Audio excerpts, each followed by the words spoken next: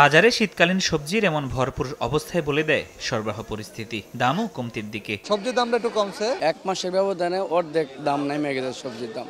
এখন জনমনে মোটামুটি অনেকটাই স্বস্তি আছে। শুক্রবার সকালে রাজধানীর কারওয়ান বাজার ঘুরে দেখা যায় এক একটি ফুলকপি ও বাঁধাকপি পাওয়া যাচ্ছে 20 থেকে 25 টাকায়। এছাড়া কেজি প্রতি সিম 40 টাকা, মূলা 20 থেকে 25 টাকা, টমেটো 50 থেকে 60 আর আলু পাওয়া যাচ্ছে 40 টাকায়। কমেছে কাঁচা মরিচের দামও, যদিও 2 দিনের ব্যবধানে কিছুটা বেড়েছে পেঁয়াজের দাম। সবজি অনেকটা নাগালের ভিতরে, মানে যেগুলো কমন সবজি সেগুলো একটু দাম কম, কিন্তু একটু রেয়ার যেগুলো সেগুলোর দাম বেশি। সবজি বিক্রেতারাও বলছেন চাহিদা মতো সরবরাহ পাওয়ায় দাম কমিয়ে বিক্রি করতে পারছেন তারা। বাজারে সবজি আমদানি বেশি, মানে দামও কম। বর্তমানে আপনার সিম 20 থেকে শুরু করে 50 টাকা পর্যন্ত, বেগুন আপনার 30 থেকে শুরু করে 60 টাকা পর্যন্ত বিভিন্ন কোয়ালিটি। তবে মাছ ও মুরগির বাজারে গিয়ে কিছুটা অস্বস্তিতে পড়ছেন ভোক্তা, বেড়েছে চালের দামও। গত সপ্তাহে যে রুই বেচে 300 টাকা কেজি, এই সপ্তাহে 320-30। এই সপ্তাহে একটু দাম মোটামুটি ভালো, মানে আগের থেকে একটু বেশি। 15-20 দিন ধরে চালের দাম শুধু বাড়তে আছে। প্রতিদিন এখানে 700, 800, 1200 মাল আনি,